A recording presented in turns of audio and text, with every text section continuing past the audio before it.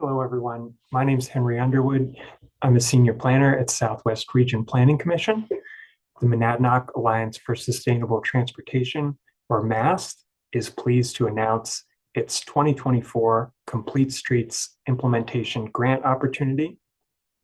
A total of $100,000 is available to support Complete Streets construction or non-infrastructure activities like planning or engineering in the Monadnock region of New Hampshire.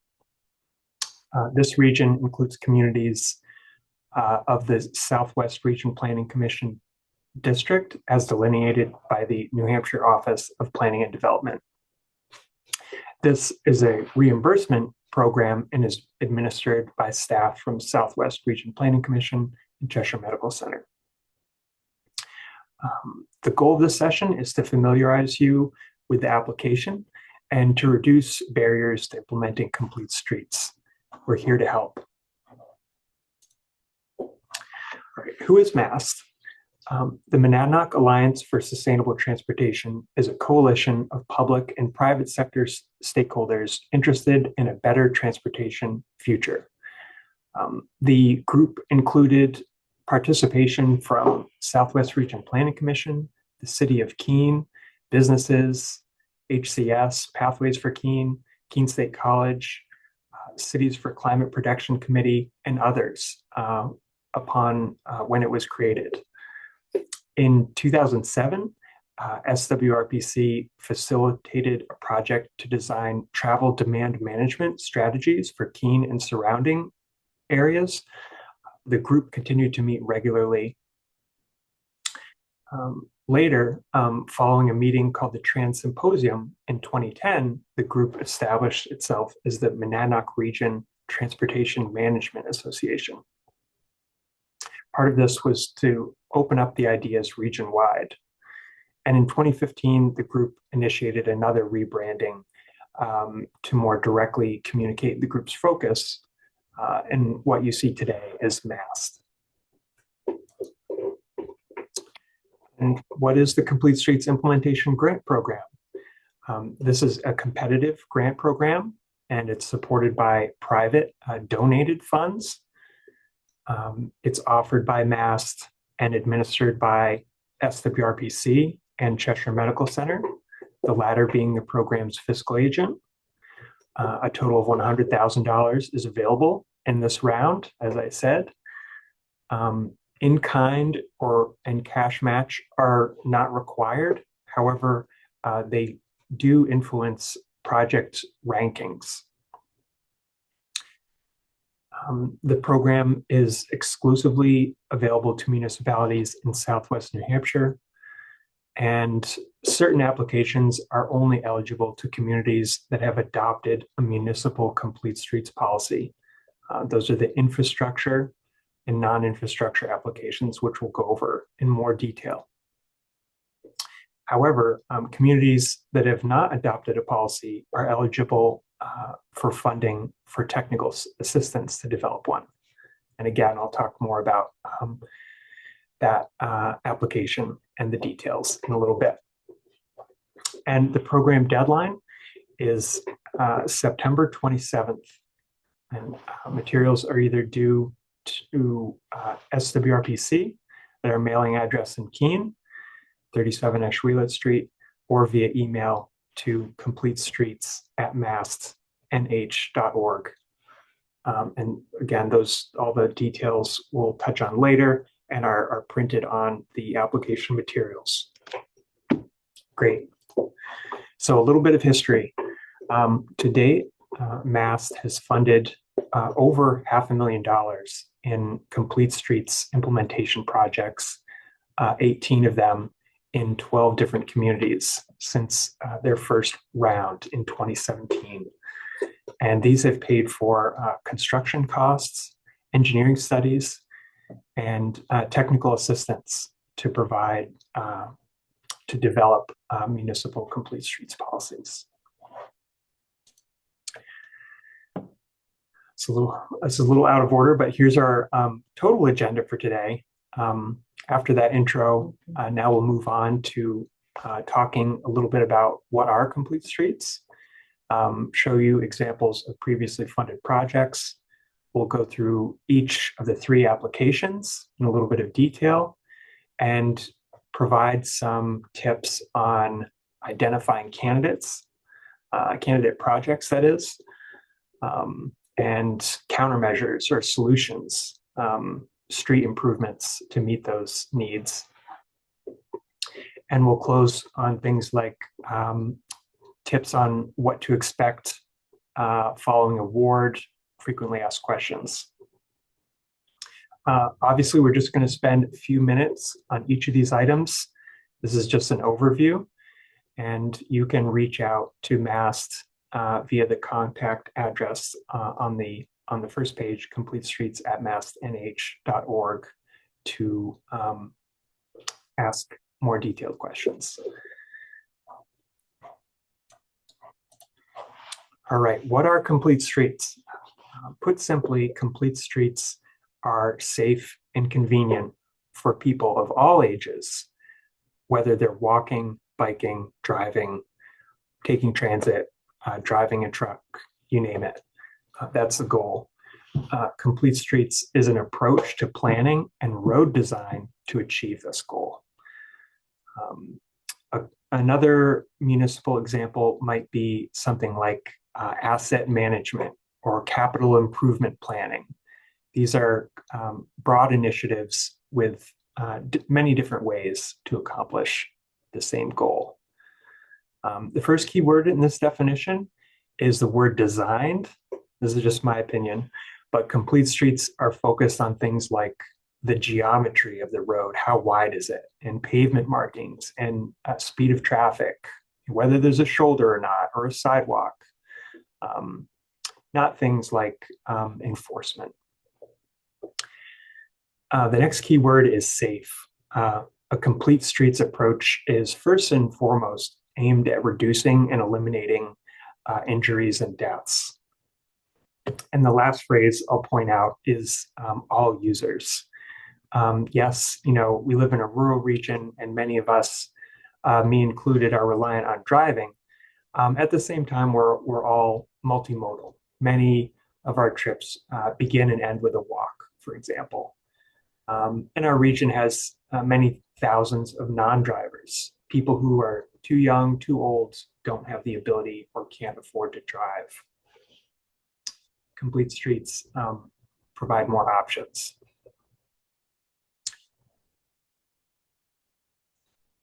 A little bit more about complete streets. A complete street will look different depending on where it is. A rural road will look different from a residential street, which will look different from a main street in a village or a downtown. Complete streets is what is called a context-sensitive approach. The idea is to consider the needs of all the different users in an area and find a solution that makes sense given that land use context. Complete streets doesn't cater to just cars. It should consider all the potential users and provide at least a basic accommodation for all the expected users. Complete streets can be implemented incrementally and in the short term.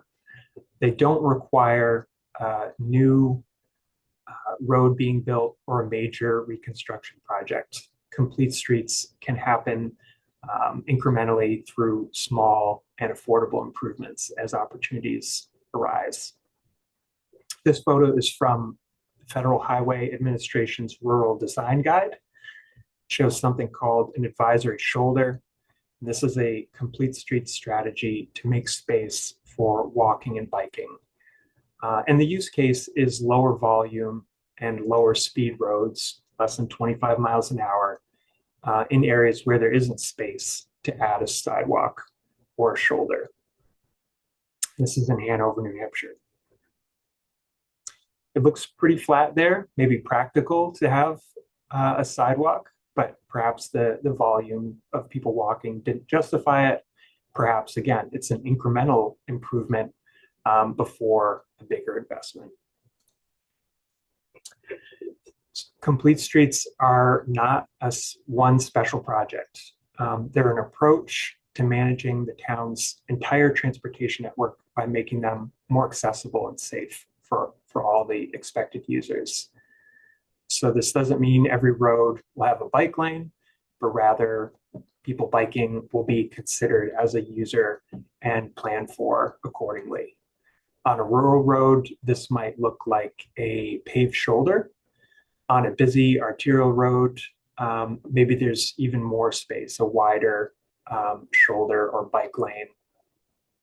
And moving up the spectrum, something like a bike path, something physically separated, like we see on our rail trails. It's also important to keep in mind that Complete Streets is just one lens to view the transportation system, and it's focused on road design. So it's not a silver bullet to solve all different problems, but rather a lens focused on the design side of the equation. This photo was taken in Jaffrey near the grade school on New Hampshire 124 Main Street near Goodnow Street. A Complete Streets approach in this area would recognize that the route sees a relatively high number of people walking, and the routes to and through this area should be safe and accessible for them. The benefits of improving streets with a Complete Streets framework are numerous. 1/3 of Americans do not drive, and this number includes seniors beyond driving years, people with disabilities, children, and economically disadvantaged. Another reason, the average annual cost to own a car surpassed $10,000 actually 2 years ago, according to the AAA. So accommodating other users can provide ways to reduce transportation costs. Other reasons, one in 12 households nationally don't have access to a vehicle. Most adults get less than the recommended amount of physical exercise. And there are benefits that aren't necessarily related to transportation. For example, home values are significantly higher in walkable neighborhoods than in non-walkable areas, all other things being equal. The list goes on. In this photo, we see something we all recognize. It's a sidewalk that happens to be in Denmark, South Carolina. This is featured in, again, Federal Highways Rural Design Guide. This Complete Streets strategy comes into play when pedestrian volumes are high and vehicle volumes and speeds are also high. Now we have a little bit of a shared understanding about Complete Streets. Let's talk now about how they're implemented, which is typically through a policy of some kind.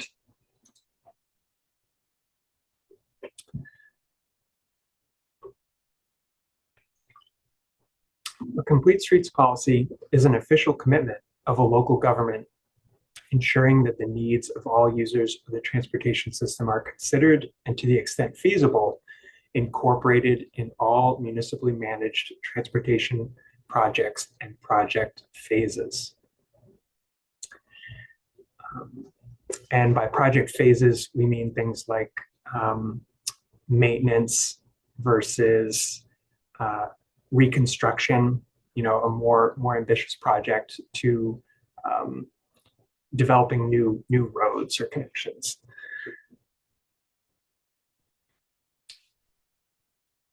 And this is just one definition. Municipalities use various documents to get things done in a consistent way. Ordinances, regulations, resolutions, and policies are all techniques to do that. In our region, Complete Streets policies have been typically adopted by boards of selectmen, and in the case of the city of Keene, by their city council. And they each outline how they will work towards creating a network of complete streets over time. Excuse me. How about what's in a complete streets policy? Here are some of the contents.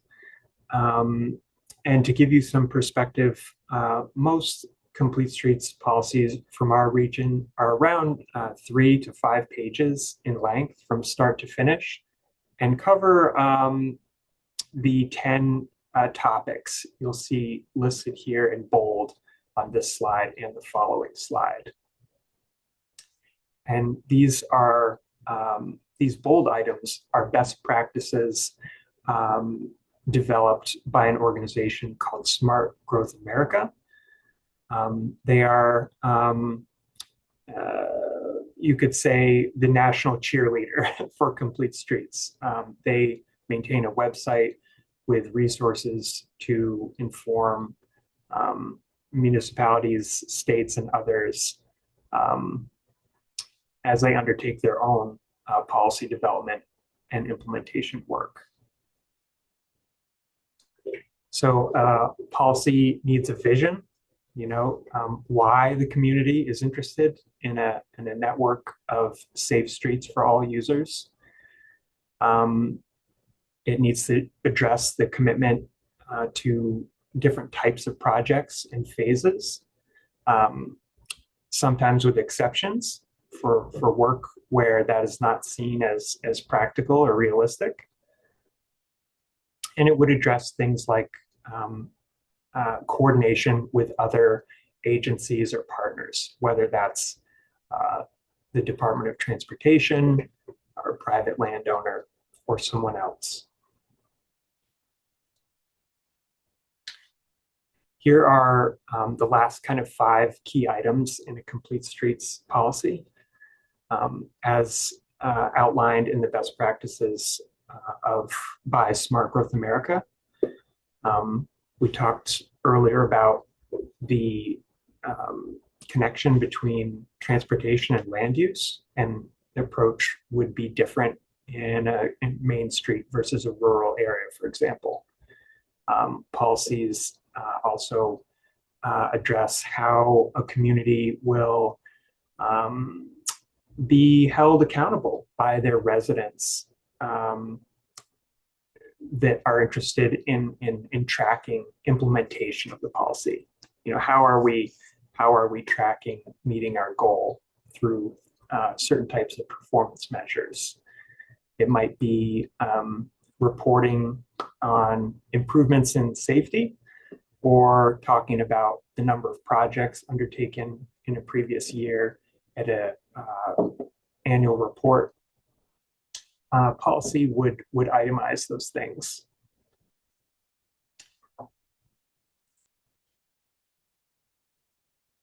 Complete streets policies have gained widespread popularity over the years. This map is from 2021, but it is the latest one that I could find. Even in 2021, most states have adopted complete streets policies, for example, through their state legislature or Department of Transportation. New Hampshire is not one of those. However, a policy is currently under development. And if you have to squint, but most local policies, those dark blue points in New Hampshire, are located in our region, where 11 of our 34 communities have adopted policies at the local level. And you can see this clustering trend play out in other areas of the country. If we zoom in, we can see the communities in green are those that have adopted a complete streets policy at the local level. And those communities in blue are currently considering adopting a policy. The dark boundary is the Monadnock region, or Southwest New Hampshire, as defined in the eligibility requirements of the grant. All right, let's move on to look at a couple of what a couple projects look like on the ground that were awarded funds through MAST. Here's one example from a construction project funded by MAST in the town of Swansea. We're near Route 10 and South Winchester Street. The town used a variety of funding sources for road reconstruction, new sidewalks, curb ramps, and crosswalks from this intersection north to Main Street.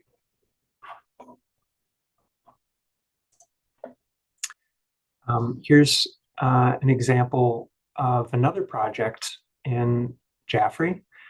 They identified a need to shorten a crosswalk at the intersection of Stratton Road and, I'm going to get this wrong, 137 in the upper right corner of the map. This resulted in less or lower speed of traffic heading south from 137 to 124.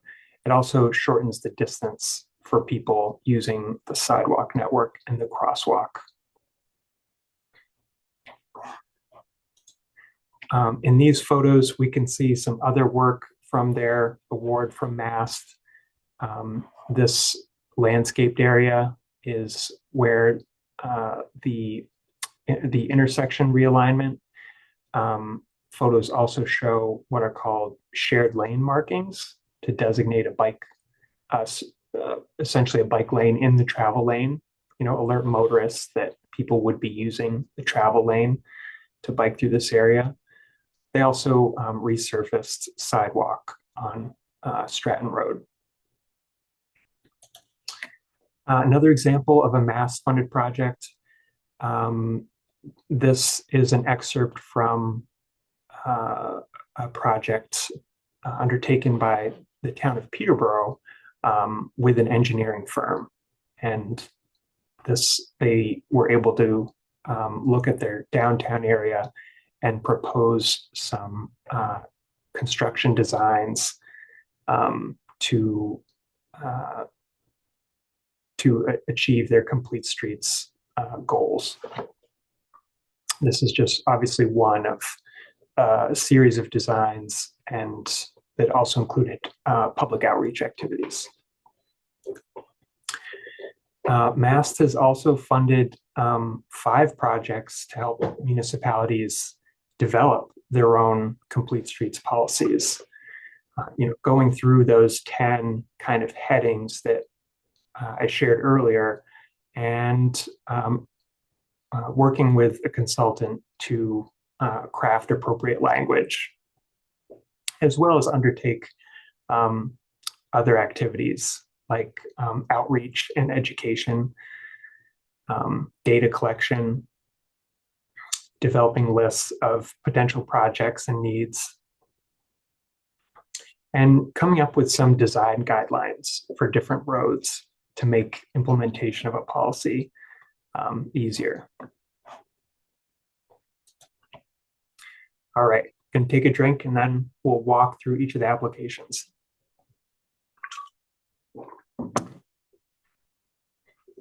So first of all of the application materials for this program are at the MAST website, mastnh.org. You can find an article on the first page announcing the program to take you here, or you can enter in this URL at the top of the screen. You'll see some details about the program and then the 3 different types of applications. The infrastructure application, the non-infrastructure application, and the request for assistance with policy development application. Let's talk about the infrastructure application first. This application is for construction. And I should say it's if we look over at the minimum requirements, it's for construction on something that could be completed by the end of 2025 or by the end of 2026 when requiring a waiver. In the infrastructure application, MAST gives a higher priority to projects where grant funds will play a significant role in enhancing safety, mobility, and accessibility for all road users. Projects that are primarily intended to maintain, rehabilitate, or reconstruct infrastructure through in-kind improvements will be given lower priority and may be excluded from consideration.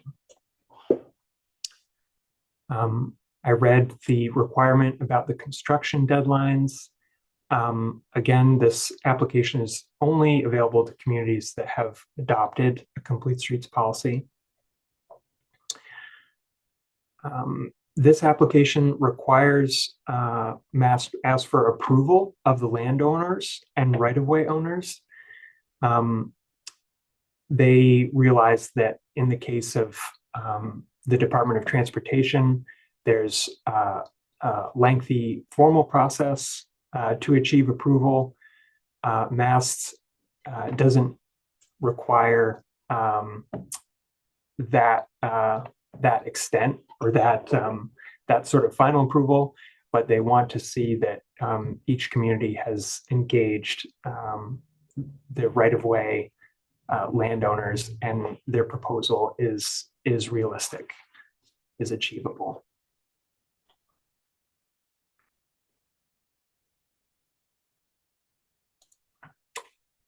The infrastructure application has these sections and headings, and you're also seeing here some point values.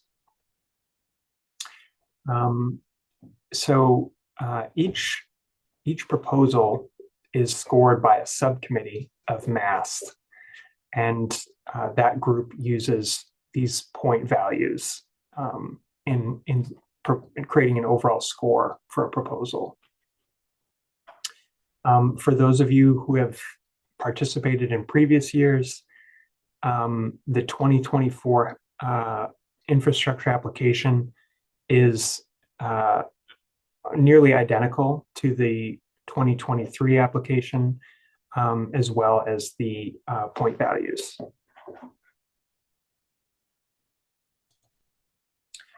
I'll just touch on a couple of the sections from those headings. A large number of points is assigned to the heading project feasibility, 15 points. And applicants are asked to explain how the project is feasible and can be completed within the proposed budget and implementation timeline. So this is accomplished via some narrative or potentially some attachments. The narrative should address potential barriers and issues relating to the availability of labor or materials. And I'll try to remember to say this later on, but SWRPC staff are a resource in reviewing draft applications, helping you to satisfy some of these prompts. In general, you saw the number of headings. Applicants use about between 1 and let's say 5 paragraphs of text to satisfy each one. In this particular case, there's kind of one longer paragraph that was submitted.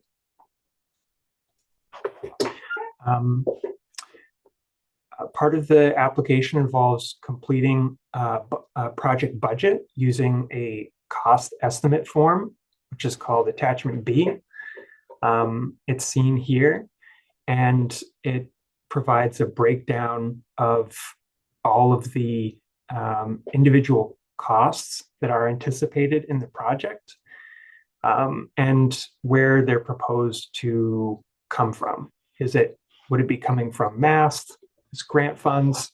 Would it be a cash contribution by the town through some budget line item, or would it be in-kind match through volunteers or work undertaken by town staff. There's space to separate those three categories of cost and then provide information to justify the cost estimate. Where did the figure come from, and make a note about when the cost would occur in the implementation of the project. So that's a high level of the construction application. Again, please reach out to completestreets@mastnh.org with any questions, or if you want some assistance with the application. Let's move on to the non-infrastructure application. So this application is used to obtain services from a professional engineer to develop preliminary engineering plans, cost estimates, and related bid documents for a complete streets project. It can also be used to conduct what are sometimes called pop-up or demonstration events. These events are short-term and temporary improvements to a roadway that provide a complete streets design. So we'll take the example of a crosswalk. Community can offer a pop-up or demonstration of a crosswalk with temporary paint, washable chalk paint, for example, or tape on a road to put that crosswalk there for, let's say, a weekend or a summer or some set period to collect feedback on the location. And the last bullet, MAST non-infrastructure application can also support other non-infrastructure work that's related to planning or encouragement that has some nexus to a local complete streets policy with conditions. And MAST asks that communities interested in undertaking something other than the first two bullets reach out to them to first confirm what they want to do is eligible. You can do that through completestreets@mastnh.org, and they ask that they're contacted by August 16th.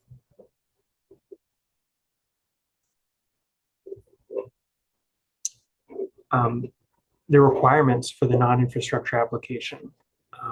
Again, only eligible to communities in the Monadnock region that have already adopted a local complete streets policy. The application needs to include a letter of support from governing body, usually the Board of Selectmen, and a commitment to implement the project. This is actually a typo. The implementation project deadline for the non-infrastructure application is December 31st of next year. Even MAST still asks for landowner permission in the case of something like an engineering project. It helps demonstrate that engineering or design work could have success, with implementation, with construction later, and there aren't clear issues from the right-of-way owner or landowner.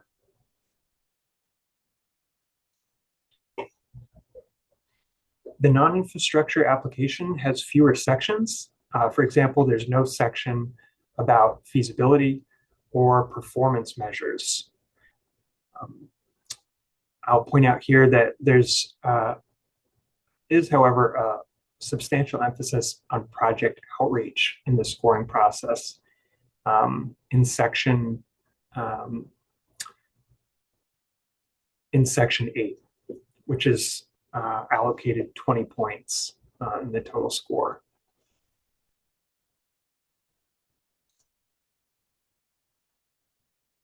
The non-infrastructure application also has an Appendix B project cost estimate form.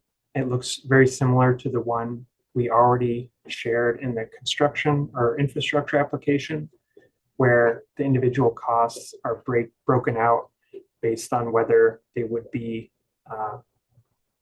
coming from the grant funder, MAST, a department budget, for example, as supplies, purchased with cash, or in-kind match. A typical example is staff time. Might be labor to, for example, install the chalk paint for a crosswalk in the case of this demonstration project example.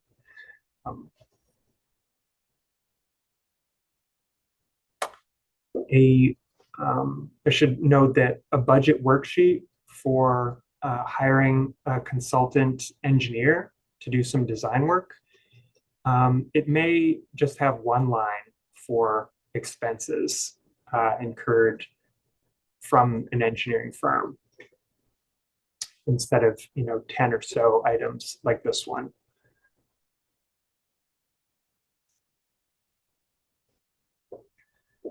All right. The last type of application is related to Complete Streets policy development. This is eligible to communities that have not adopted a policy and want technical assistance to create one. MAST asks that people interested in this opportunity again contact them in advance to confirm eligibility and what an appropriate scope of work could look like by August 30th. The application needs to be accompanied by a letter of support from Board of Selectmen, including a commitment to completion by the end of 2025 calendar year.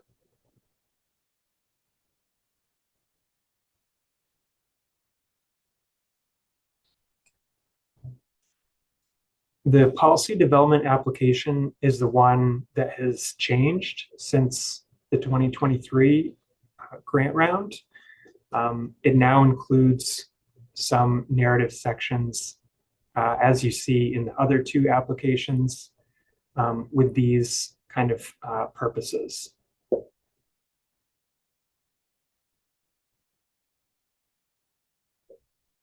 For example, support from community can be satisfied in the application by providing letters of support from community organizations. And again, similar to the other two applications, this program doesn't require cash match or in-kind match, but it can improve the scoring of a proposal when grant rounds are competitive.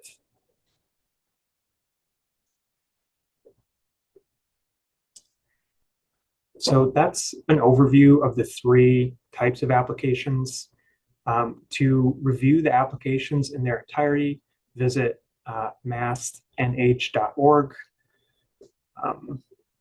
They're offered as editable Word documents where you can type in and save your content, or in the case of the project cost estimate form, an Excel workbook. And encourage you to use MAST's email address, completestreets@mastnh.org, as questions come up. A few notes now on the award process and implementation.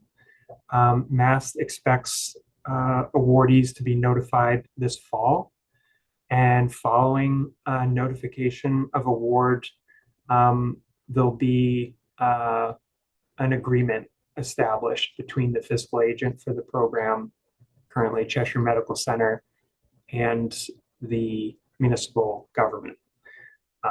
After that step is complete, the project is ready to go. Municipalities can follow their own procurement requirements for proposed expenses. This program does not have their own requirements with respect to that. Expenses are reimbursed to municipalities following the submittal of completed progress reports. These are typically, and these are required to be done on a quarterly basis. And I should note that for construction projects only,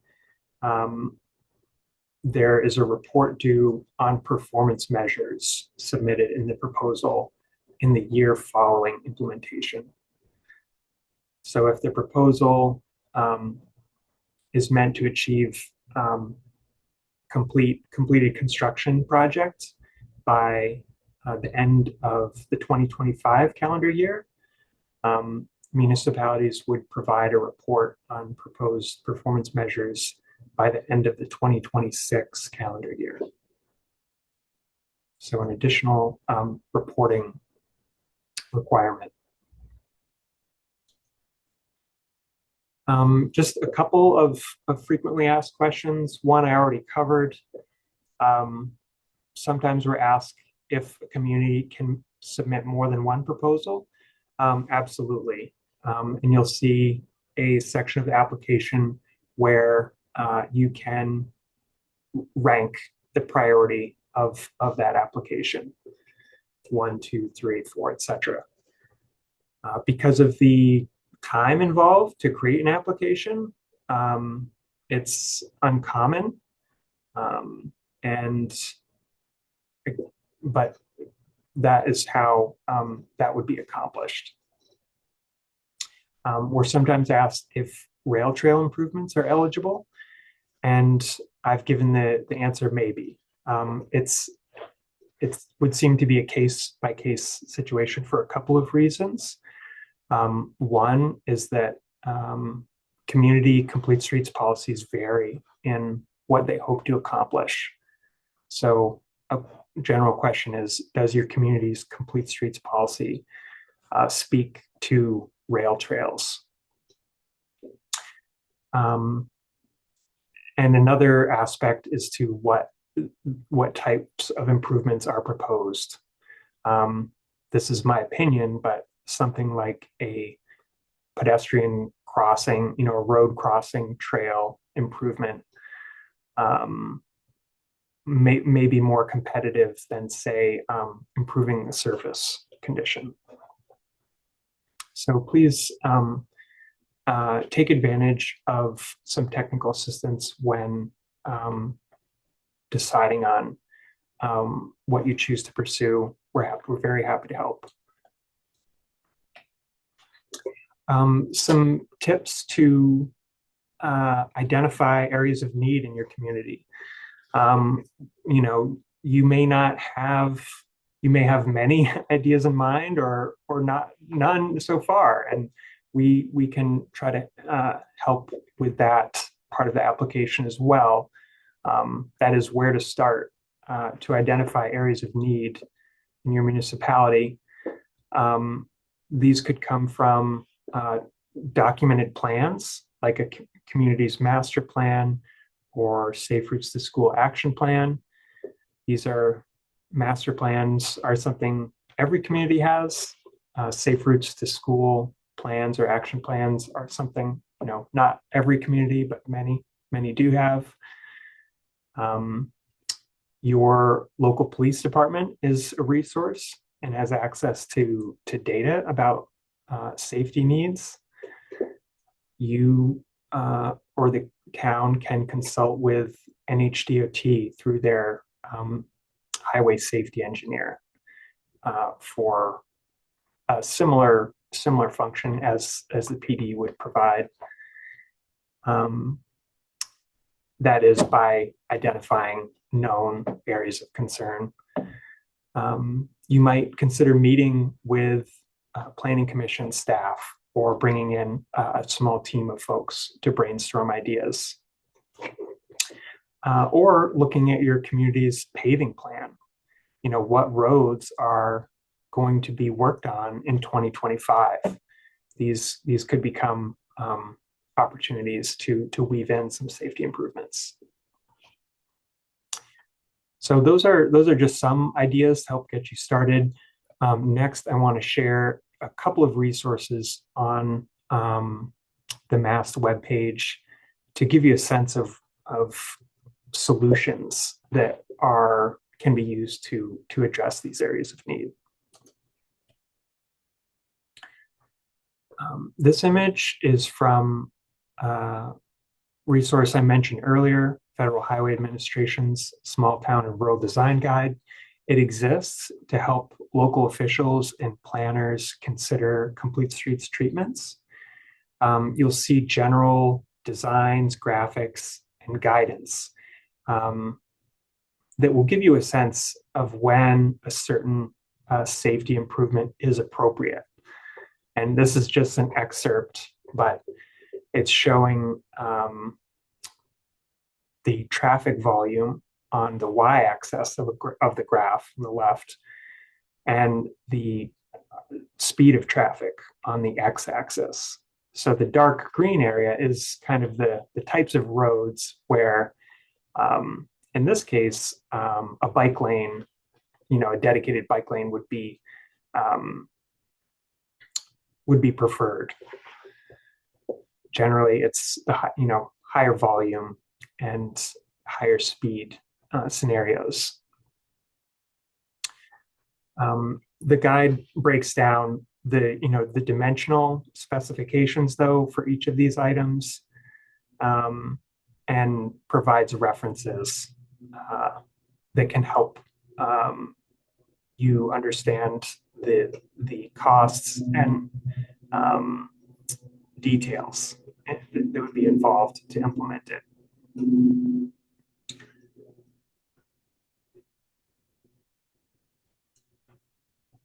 Here's just a second example of a resource that can be used to help identify what a project would entail.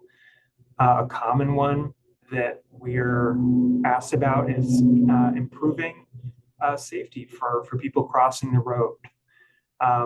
And one resource on how to learn about the options for improving safety at crossings comes from Federal Highway Administration's STEP program, Safe Transportation for Every Pedestrian. This resource provides, similar to the Rural Design Guide, a list of safety improvements based on the type of road. How many lanes is it? How much traffic? What's the speed of traffic? And proposes the different things you should consider in your proposal and cost estimate form. This is showing what are called rapid rectangular flashing beacons, RRFBs. And in the graphic on the right, we see an improvement made to a crossing that realigns the crossing. This makes it shorter, but it also improves visibility for the people crossing the roadway. You can even see a median or refuge island for people to stop in the middle. So we think these guidance like these and others will help you to visualize and better understand what some potential options are for your infrastructure project. And there's a number of others listed on the grant page that come from different sources. These are not comprehensive, but are a good place to start. Again, please don't hesitate to reach out if you'd like more guidance, would like to discuss, what you're seeing. Please use the email address completestreets@mastnh.org. And with that, we'll wrap up this information session. Again, the URL to the grant page and contact information for the program is at the bottom. Thank you for taking the time to watch, and please contact us as you're working on your proposals. Good luck.